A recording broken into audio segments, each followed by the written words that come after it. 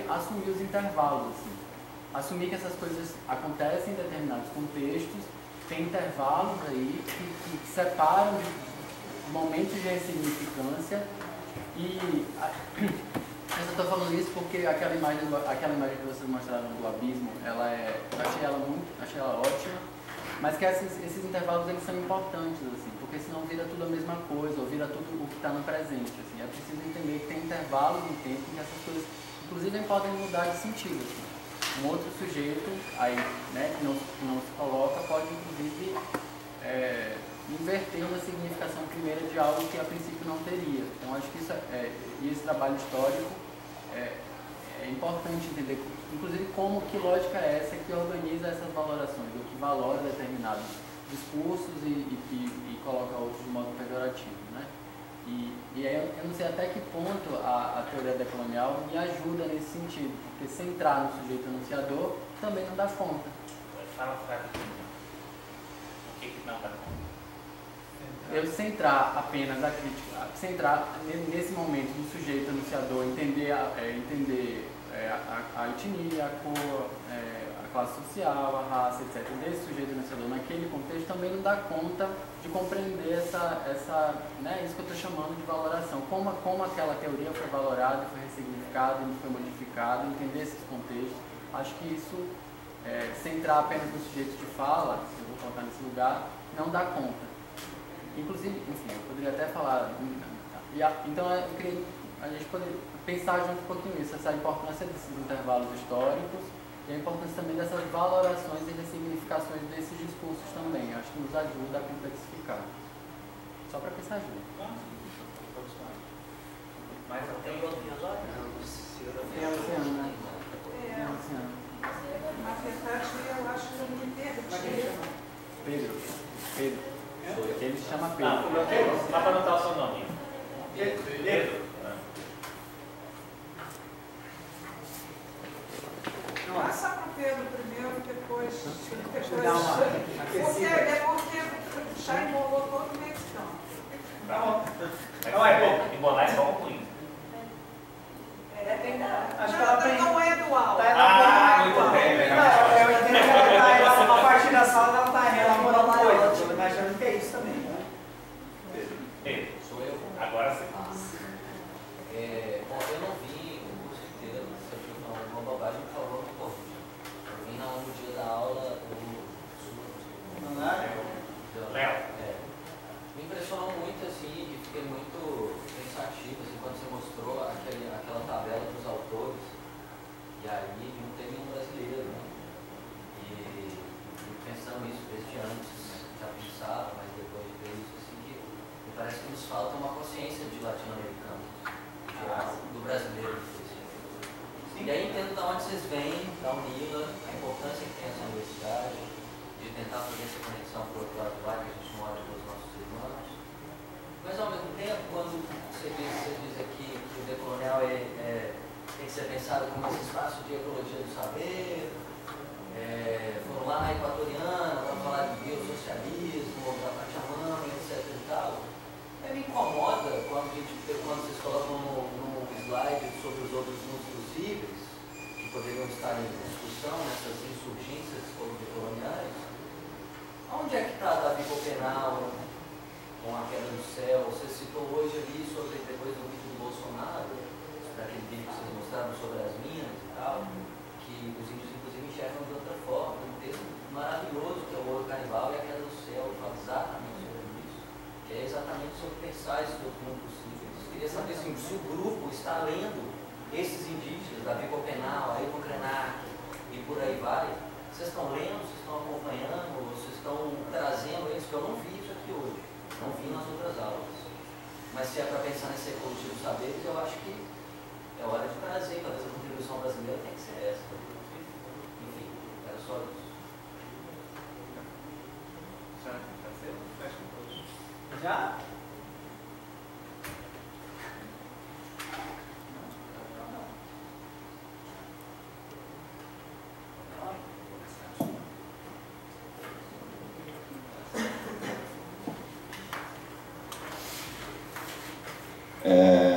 Eu acho que Dá para começar pelo Pedro?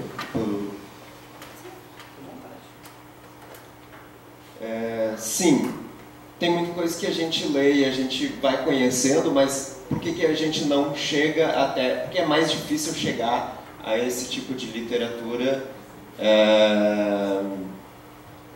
né, que a geopolítica explica.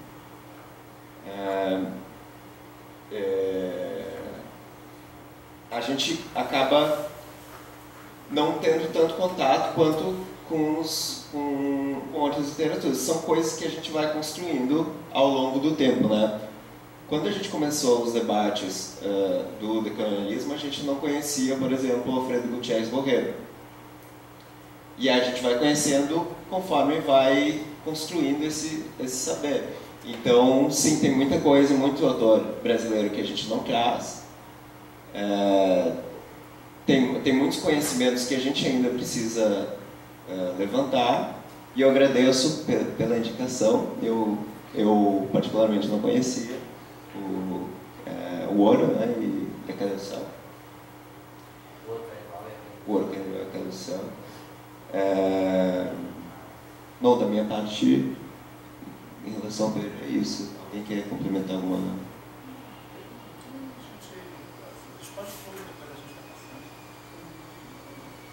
Tá, do Dilton, acho que eu não tenho aquela folha que eu te dei.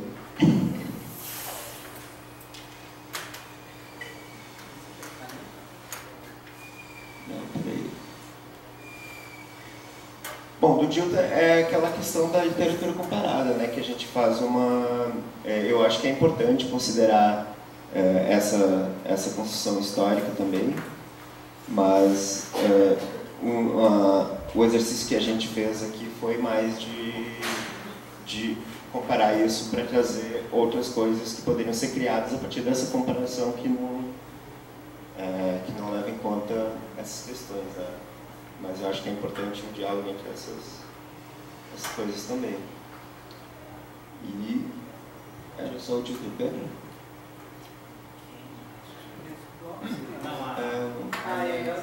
Começou a responder. Beleza. A gente, na construção dessa proposta, a gente discutiu muito isso e Eles estão demorando chegamos... a arte ocidental. Calma, sim, Eles estão tá. demorando a arte ocidental, é isso que eu estou vendo? A gente colocou aqui o que está na mesa, né, o que a gente serve de conhecimento para nos nutrir. O que a gente acha que é importante, mesmo na decolonialidade, comer para ficar mais forte, fazendo essa analogia com o canibal, né? Mas onde vocês estão nessa imagem? Eu sei que tem a assinatura dada, mas vocês, pessoas, onde vocês se colocam nessa imagem que vocês estão expondo? Se a gente está na mesa, essa imagem... Vocês estão representados na arte ocidental que está sendo devorada, ou vocês se identificam com a figura azteca ou meca? Nós assumimos uma exterioridade, né, disso, que é uma atitude exigida pelos escritos decoloniais. Você tem que assumir uma exterioridade à modernidade, mas não podíamos cometer o mesmo erro apontado na aula da colonialidade do ver. Mas se a gente colocasse o nosso corpinho ali, ainda seria um simulacro, uma representação, porque isso aqui é uma metáfora visual, né? Então a gente assume a autoria da metáfora, né? Isto é uma tela de computador que tem um loginho no programa Ubuntu, não é no Windows, proposital. Gente, é verdade, é o programa da Unila, tá? A Unila usa o Ubuntu, isso, eu sempre dou esse exemplo porque assim, é um paroxismo, né? A gente usa o Ubuntu na Unila. Tem o login do programa Ubuntu, que revela que isto é uma tela de computador, que haviam pessoas atrás, né? De fato né? Isso aqui é uma tela de projeção, mas que reproduz uma tela de computador, que tem autores dessa montagem, desse desenho por trás, né? Foi uma discussão, né? A gente está montando esse desenho desde anteontem, né? Teve momentos de que a gente se perguntou, a gente não vai se representar não como, né? As duas questões centrais foi o efeito Benetton, se a gente estava reproduzindo o efeito Benetton ou não, a gente tem certeza que não, e como a gente ia fugir da colonialidade do ver que representa o outro sem representar a si mesmo. A gente acha que a gente resolveu as duas coisas, tá? Agora, essa é uma imagem feita na pressão, né?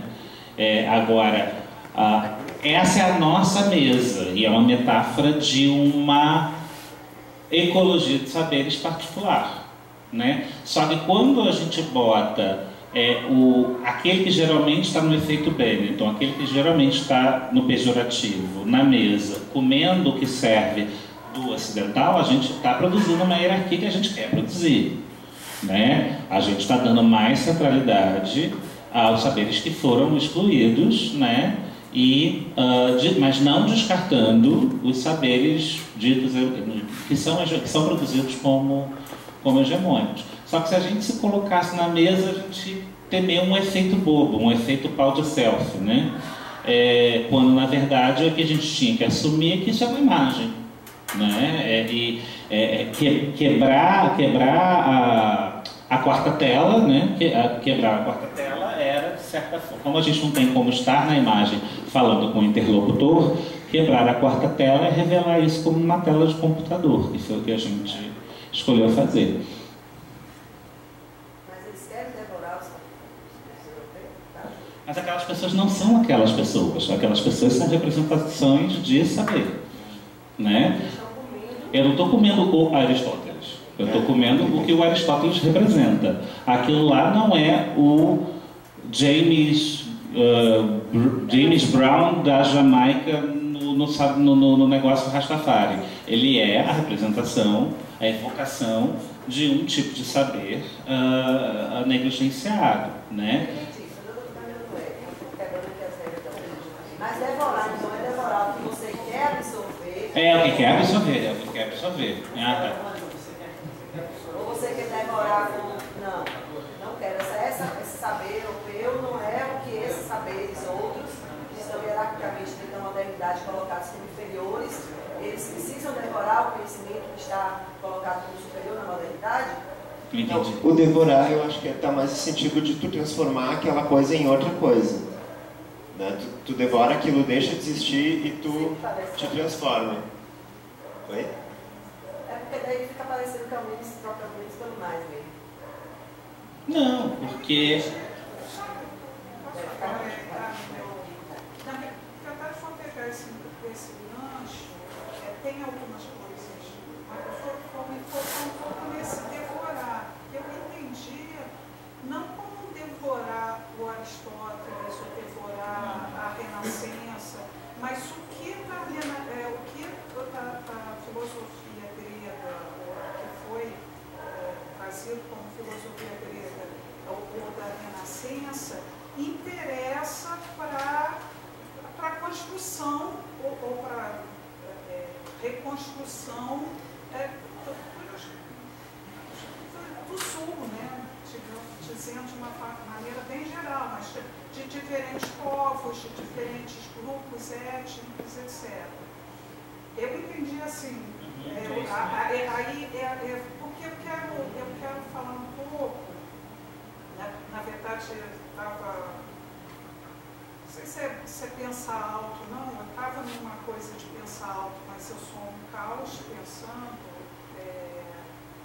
e eu compartilho, é engraçado porque eu compartilho da preocupação da Paola de muitas vezes parecer algo dual e algo que para afirmar o decolonial, os grupos que representam o decolonial, se nega outros grupos, mas não é isso. Né? Mas aí eu queria falar justamente que me pareceu em alguns momentos, não o tempo todo, também achei, foi muito bom ter contato com essa literatura, acho que tem aí material para discussão durante um tempo e teria mais. Mas eu vou acionar aqui um texto que eu gostei muito, quer dizer, eu gostei muito, acho que insere muito no que eu estou estudando, que é o do Martinez. Martinez Spinal. Não, Spinal.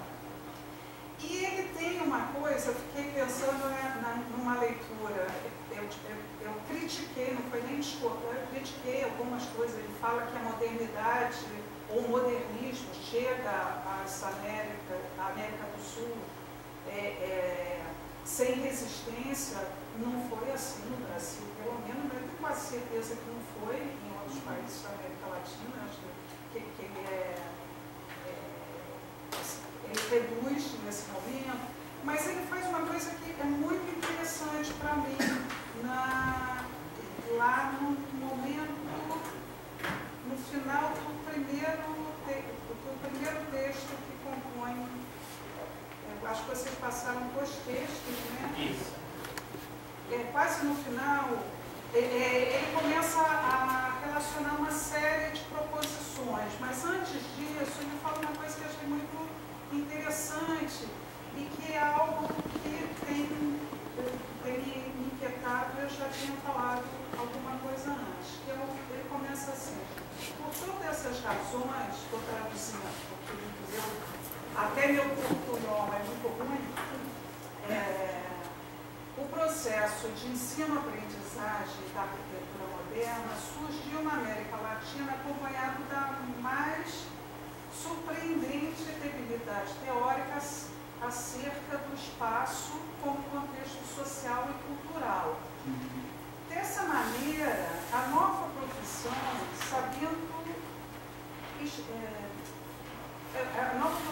se iniciou sabendo exclusivamente acerca da forma arquitetônica euro-norte-americana, mas ignorando por completo acerca de nossa experiência, sobre nossa experiência euro-afro-ameríndia. Eu achei, depois no final ele vai falar do eurocentrismo, criticar o eurocentrismo, mas eu achei essa construção interessante, ainda que se possa fazer crítica a isso, porque ele sai desse embate dual, ele classifica melhor o que ele está enfrentando. E aí é bem interessante, ele estudou, acho que na Holanda, e ele aciona não sei se foi por causa disso, mas ele aciona no início do texto todo um conhecimento sobre o espaço social, e ele reclama muito a ignorância sobre o espaço nesse texto. E aí, quando ele fala de espaço, ele fala do espaço localizado, ele aciona uma série de autores alemães. E aí eu acho que tem a riqueza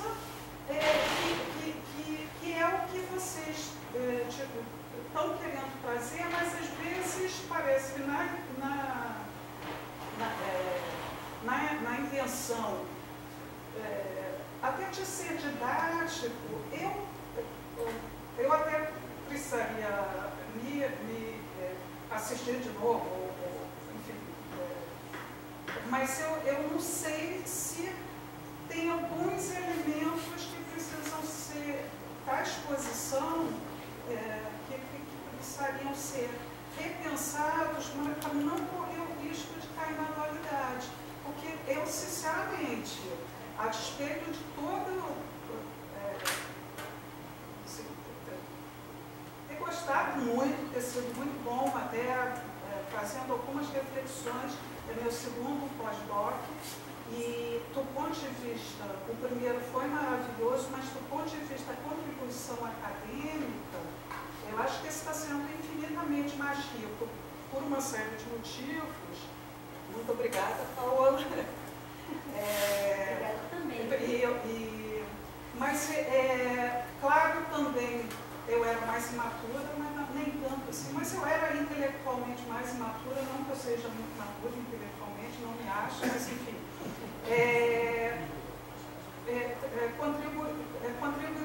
Contribuiu muito, e eu acho, e assim, quase foi um presente que a gente discutiu, você redefiniu, tá? Também para ajustar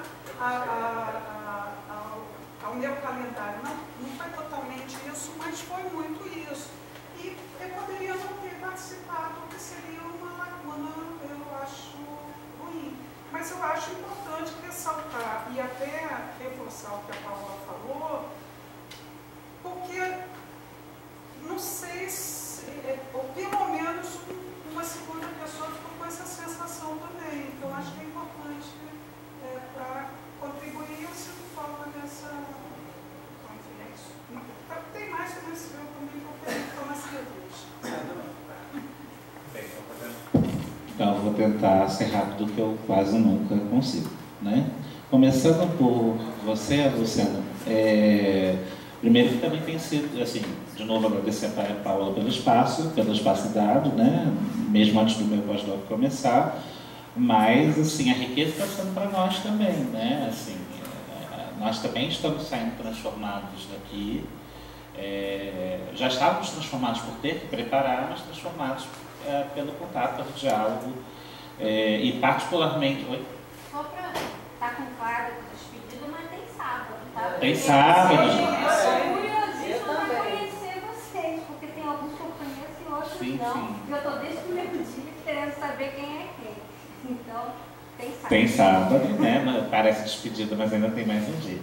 E particularmente, né, a gente tem comentado, né, o quanto você tem feito perguntas sempre na insegurança, mas que tem sido absolutamente demonstradoras da compreensão do que a gente acha que tem que ser compreendido e de perguntas que nos fazem refletir também, tá? O que você levantou do Spinal, eu me lembro da minha empolgação de ler ele, né? Ao conseguir o livro, porque ele era muito citado pelo Escobar, evidentemente não se achou em nenhuma livraria online ou fixa no Brasil. Eu tive que importar os 2 livros dele da Colômbia, né?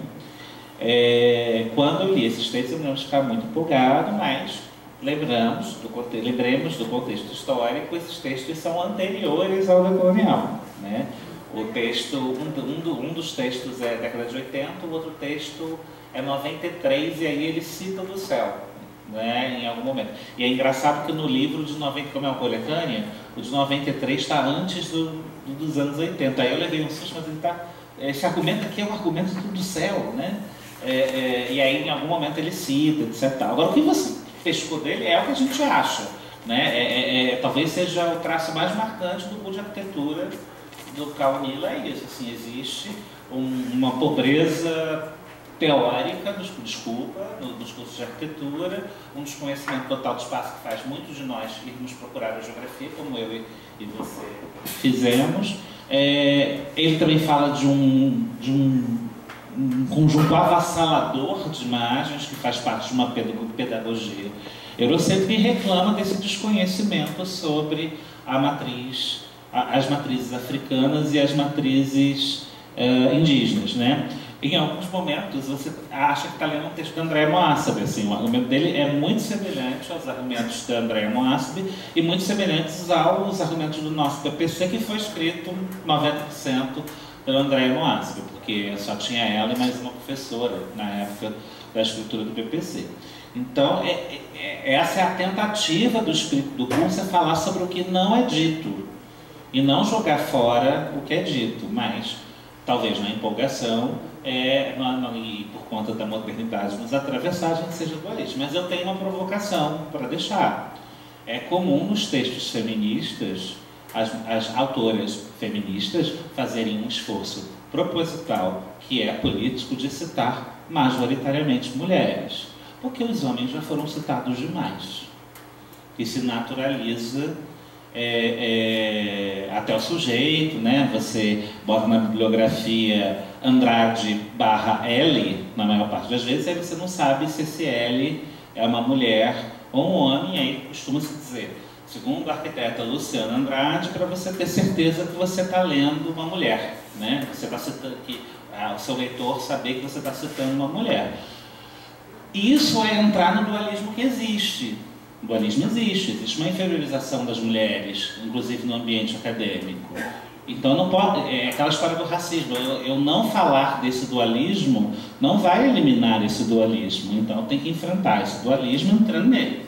Então eu vou lá, vou fazer questão de todas as vezes que estiver citando uma mulher, deixar claro para o leitor que é uma mulher. O Escobar faz isso no Autonomia de Desenho o tempo inteiro. É muito impressionante, é até mesmo emocionante ver um homem fazendo isso. Ele foi o único decolonial que fez o meia-culpa da ausência de mulheres nas formulações teóricas iniciais. Ele faz um esforço visível de, quando ele está citando o Martínez Espinal, é segundo Martínez Espinal. Quando ele está citando uma mulher, ele começa sempre citando as mulheres primeiro. E as feministas fazem isso o tempo inteiro. Então, na minha prática da escrita, eu anuncio o lugar geográfico. Segundo a filósofa panamenha, segundo o antropólogo colombiano, porque o Foucault a gente não precisa dizer que é segundo o filósofo francês. Mas não seria, aí, entrando, colocar ele também nesse lugar? Enfim, eu posso refletir se eu vou falar segundo o filósofo francês também, mas eu faço questão de deixar claro para o meu leitor que eu estou utilizando autores latino-americanos. E eu faço questão de fazer um filtro de não usar tantos europeus assim.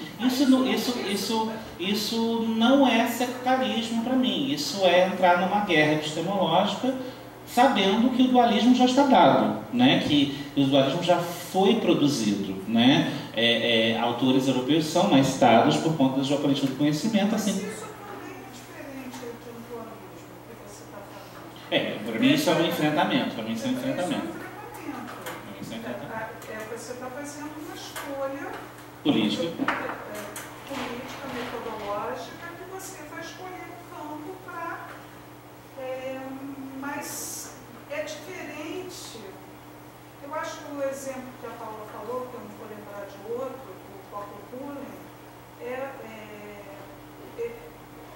porque como apareceu, depois você explica melhor, mas como aparece, eu acho que reduz. Eu achei interessante colocar, aí falar do Yangel, a cidade para as pessoas da Dinamarca. Isso eu acho, essa complementação eu acho importante. Mas, ao mesmo tempo, teve momentos, não vou lembrar, que ficou, acho que Tilton também falou do esquema. Na Bahia. Tanto o gráfico e do esquema. Enfim, eu acho que tem alguns momentos que acionam o dualismo e não a complexidade nem a escolha epistemológica e metodológica. Enfim, falando também de percepção. Tá? Não, eu acho que a gente corre esse risco o tempo inteiro, Luciana, mas o decolonial não é a anulação dos outros, mas é uma escolha política que tem consequências muito claras, e eu acho que isso foi entendido, né? Nós saímos daqui com a certeza que espero, né, que vocês saibam que eu não quero jogar o Foucault fora, inclusive eu sou professor de paisagismo, gente, eu falo de escolha visual. Entendeu? Agora é importante. Sim, eu já acompanhei um ateliê com ele. Ele fica brilhando, vocês não entendem o que é o código visual, né? Enfim, né? Agora, é importante ressaltar, ainda que ironicamente, o quanto aquilo é provinciano. Quando eu falo provinciano, não estou dizendo que é ruim, é provinciano no sentido geográfico, é uma teoria com um lugar posto, mas que, infelizmente, para além do desejo de Gordon Cullen, mas no caso de Jangel sabemos que é o desejo de Jangel, ela é posta num lugar abstrato de teoria que serve para tudo, né? Quando a gente está falando, sei lá, do Davi Capenauá, que o Pedro falou, a gente nunca vai achar possível usar o Davi Capenauá para explicar Paris. Por quê? Para mim o problema não é usar o Gordon Cullen para explicar Brasil. Não. Eu acho. Não sei se ele, mas. Estamos falando de uma ciência hegemônica e de um jogo já posto de. Né, estamos aqui. Estamos. Não entendi. Não entendi. Deixa eu terminar. O que eu estou querendo dizer é que há uma naturalização de um Cullen poder servir para tudo, e eu acho que não há, definitivamente não há, uma naturalização de um Davi Capenauá ser considerado explicador de vários espaços. Ele vai ser geralmente lido na chave do local falando do local. E o europeu, o americano, né, essa branquitude não é lida, na maior parte das vezes, no movimento das ideias, não é lido como o local falando do local. Nós podemos usar o local do outro para falar do meu local, não vejo o menor problema, desde que essas coisas estejam postas, né? E se eliminando essa falsa neutralidade, tá? Por exemplo, numa Queda do Céu, é o francês que está junto e assina junto. Não tem essa dualidade. Tudo bem que não tem essa tentativa de universal, mas não tem também essa... Eu não sei, eu acho que foi lido na França também. Tá em francês também. Então, eu não sei, eu acho que... me parece, Léo, às vezes, que é aquela coisa que eu falei quando vi o mapa e alguém falou, porque é o subalterno, não sei o quê. Porque uma coisa é você falar que é o subalternizado, que tem o hegemônico, não sei o quê, mas outra coisa é simplificar e manter o subalterno e a subalternidade, porque me parece que dá para inverter completamente, sim. Eu acho que a Queda do Céu pode explicar, sim, e uma outra lógica que pode ser pensada, sim, para outras sociedades que não sejam as indígenas, entendeu? Então, é óbvio que eu não estou propondo inverter completamente a coisa, mas não sei, porque parece que é o meu problema, por exemplo, com a coisa de manter o subalterno no nome. Para que manter subalterno? Em que ajuda a manter essa ideia do subalterno? Mas você acha que quando a Marcha das Vadias manteve o nome Vadias, ela estava reificando que as mulheres... mulheres... não tem nada a ver com subalterno. Não. Mas é um termo pejorativo. Não, subalterno é sub, é outra coisa. Vadia não é pejorativo. Que nem selvagem, não é pejorativo. Não é. No curso, pode não ser pejorativo em si, mas no curso do geohistórico do uso, foi sempre pejorativo. Chamar uma mulher de vadia nunca é um elogio. Mas vadia é a mulher que usa seu corpo. Sim. Aí se ressignifica, que nem crioulo e bicha. São categorias que começam como xingamentos, e são convertidas em exigências de existência. O que eu acho que o subalterno está ali falando é assim, ok, sou classificado de subalterno, mas eu existo, né? Mas enfim... Sabe que assim, uma coisa é a mulher dizer que era vadia, e outra coisa nós falamos, o bicha se chamar de bicha, é diferente de eu falar, o seu bicho. Eu não sendo. Esse é o contexto, é diferente. E aí o subalterno evoca o subalterno muito parecido, na minha avaliação, de evocar o selvagem, evocar o canibal, pegar a categoria pejorativa e transformar outra coisa. Agora, o fato de você achar que e eu concordar que podemos pegar o Capenauá e usar para explicar Paris, e de repente todas essas pessoas aqui acharem que é possível, não eliminam... Para explicar Paris, ele escreve com o francês, é diferente. Então vamos pegar... Tá, ok. Então vamos pegar o Simão... Então vamos pegar o Simão Yampara, que não escreve com nenhum francês, um boliviano que foi apresentado aqui e que tem outro conceito de território que poderia ser muito útil à geografia. Aquele que falou que temos que tirar o Marx e o Cristo da cabeça do... Não, esse é o Fernando qualquer coisa, esqueci o sobrenome. O Yampara é o do Boindeville, é um dos teóricos do Boindeville. Ele tem conceito de território, que eu até falei com a Fabiana durante a semana, ela pegou o nome dele, enfim. Isso seria muito útil para a geografia. Agora, o fato de eu achar que o Simão Yampara pode ser utilizado numa geografia feita por um europeu, ou feita por um brasileiro, ou feita por quem quer que seja, a Paola achar isso, o Dilton achar isso, não elimina um fato concreto. Ele não está nas bibliografias. E ele ser desconhecido é um dado da geopolítica do conhecimento. Senão a gente vai acreditar que ele produziu menos, que a teoria dele é menos bom, a gente entra numa coisa meio meritocrática, que a projeção tem a ver com qualidade. A gente sabe que não é isso. A gente sabe que o Simão Yampara não é conhecido porque ele é um indígena, né? E dentro da geopolítica do... Não parece, às vezes, que isso é reiterar a coisa? Você está reiterando que... me parece que reitera, que nem o subalterno. Mas como é que... Uma coisa é que nem você fala que é escravo, uma coisa é ser escravizado. Outra coisa é ser subalternizado. É diferente de você dizer é escravo, é subalterno. Porque aí você está reforçando e colocando no lugar, assim, nunca vai ser lido. Mas eu estou lutando para que ele seja, Paola. O fato de eu fazer um diagnóstico que é terrível, né, não significa que eu não... Né, o fato do diagnóstico ser terrível não significa que eu não possa falar dele. De novo a história do racismo. O fato de eu deixar de falar que o Brasil é racista não vai eliminar o racismo no Brasil. E perguntas parecidas com isso apareceram aqui várias vezes. Mas será que eu ficar me perguntando se tem negro na novela não é reforçar o racismo? Não. É apenas dissertar sobre o racismo. Estamos dissertando sobre uma desigualdade epistêmica. Apenas isso. E essa desigualdade epistêmica é atravessada pelo racismo. Né? Pelo menos essa é a convicção do decolonial. A gente não está aqui para necessariamente convencer vocês, mas essa é a convicção mais cristalina de uma abordagem decolonial. O Simão e Ampara não é lido porque ele é indígena. E ele vai ser... E as feministas já fizeram isso, né? Quantas feministas vão dizer que disseram a mesma coisa que homens e quem acabou sendo citado foi homem? Eu não vou poder dizer isso, que as mulheres são eclipsadas. Eu reforço o lugar de subalternidade das mulheres quando eu digo que elas são... O termo.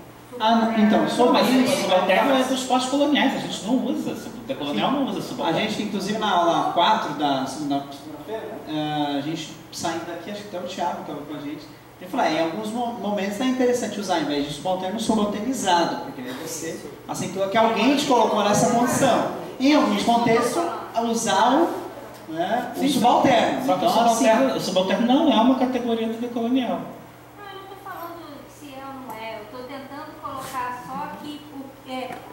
Algumas simplificações acabam gerando um efeito inverso.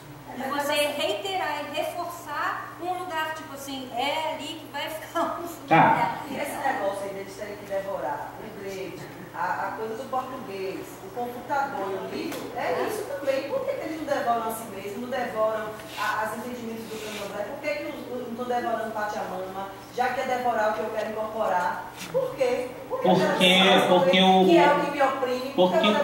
você está devorando um inimigo, assim, né? Aquele que está invadindo o seu território. Entendeu? Não, é um inimigo que tem coisas boas para ele, enfim. O subalternizado, ou a pessoa, ele está no banquete, vai chegar mais gente. Eu acho que a figura que eu acho que é essa. A gente fez uma metáfora de dialogar e bater a laje com quem é possível dialogar e bater a laje, e comer aqueles que não estão na mesma chave, mas eu tenho algo a aproveitar, e desconsiderar o resto. Assim como se produziu inexistência sobre nós, assim, eu vou produzir inexistência, eu vou nem falar o nome do presidente, entendeu? Porque é político produzir essa inexistência. Mas vamos assim, eu acho, Paulo, assim, que esse subalterno não é uma categoria. Então, assim, o que a gente está falando aqui é sobre Simão e Ampara não ser lido por quê? Simão e Ampara não ser lido porque é um dado da geopolítica do conhecimento que a gente acha que é atravessado pelo racismo. Aí, só para fechar, Pedro e Dilton rápido. Não li o Capelauá, sei quem é, mas li Simão e Ampara, por exemplo, li muito Simão e Ampara porque eu estava no momento interessado no Bom Viver, né? E tenho coletâneas e mais coletâneas com vários autores. Agora, de fato, existe um trabalho de deconstrução do hegemônico que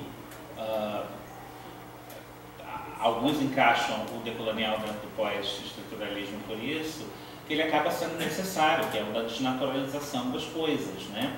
E nós somos pesquisadores jovens, de um grupo de pesquisa jovens, servidores públicos na universidade jovens, e a gente está ainda nesse lugar. E eu não acho, eu sei que a sua intenção não é essa, mas essa frase é importante ser dita, que seja justo exigir que nós quatro colonizados, com um saber que também foi produzido sobre nós colonizados, depois de amanhã conheçamos todos os intelectuais indígenas e africanos. Eles poderiam entrar na chave do africano, enfim.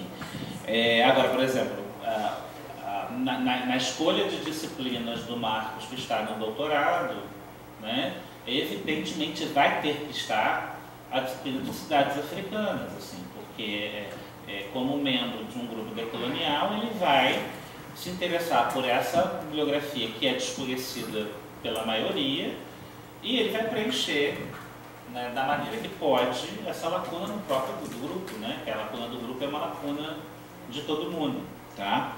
Ou de quase todo mundo. E Dilton, o abismo ali, né, surgiu naquela discussão da reunião de terça-feira lá no grupo, terça-feira passada, né? O que a gente entendeu qual era a divergência entre mim e Paola no significado de abismo. Isso é importante. Abismo como diferença, tem um cara ali, um cara aqui, ele é diferente de mim, tá tudo bem. O abismo horizontal tá tudo ótimo. Tem que existir, inclusive, né? Porque senão vira uma outra forma de homogeneização. Mas na própria conversa a gente falou, não, mas tem um cara tentando empurrar, né? O processo histórico não é 5 pessoas na montanha e um abismo no meio. O processo histórico é alguém tentando empurrar os outros por dentro. Então, e isso também apareceu numa conversa com o Gabriel, porque na produção de uma aula que ele deu, ele colocou Boaventura e fala de conhecimento abissal, e a gente falou, putz, então a gente vai ter que explicar melhor o que é esse abismo do Boaventura. Porque o abismo do Boaventura não é o abismo que a Paola estava se referindo, é um outro abismo, né? E aí, com todo o talento de Oswaldo Freitas Carrilho para o desenho, achamos que era importante na última aula aparecer. E você falou não me lembro exatamente qual foi essa formação, mas de não te ajudar, o decolonial não te ajudar a explicar as valorações, né? O porquê porque tinha um diagnóstico das valorizações, mas não te ajudar a explicar o porquê das valorações. Talvez você entrar só no lugar da emergência da fala, só no sujeito que fala e não entender essas valorações ao longo do tempo. Se for isso, né, eu preciso ainda me aprofundar melhor e tomar conhecimento melhor. Mas acho que bater só nesse lugar da emergência solapa essas variações assim, ao longo do tempo. E a minha preocupação também é porque nesses contextos, tipo, por exemplo, lá, 1960, Foucault, o Fanon está publicando na mesma época. Então, entender esses contextos provocam essas disputas, essas tensões. Assim. Só que a gente sabe que tem um acúmulo também. Então, isso ao longo do tempo também vai variando. Só centrar no sujeito que fala, só batendo no Foucault, eu acho que no sujeito que fala, assim, né? Colocar só nesse lugar, eu acho que não nos ajuda. É mais ou menos isso. Posso fazer uma questão de ordem? Página 9:30. Eu ia só sugerir que, eu não sei exatamente o que foi programado para sábado, mas se sábado é o debate, a gente deixar o debate para sábado. Continuar o debate e até saber das pessoas, se as pessoas viriam mesmo no sábado para debater, se confirma-se isso, se todo mundo está disposto, se a gente mantém. Não, o jantar é o último mesmo, né? É o último. Todo mundo virá no sábado? Eles respondem que vai, né?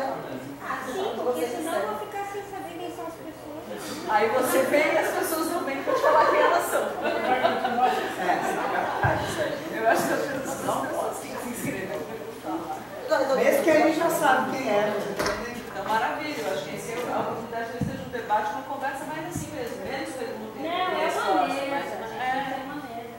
Redonda, não é redonda. Uma oficina? A oficina deixou de ser oficina para ser um debate. Não creio. Gabriela, é preciso porque a gente não conversou. Vai fazer outra coisa ainda. Fazer alguma coisa, não? A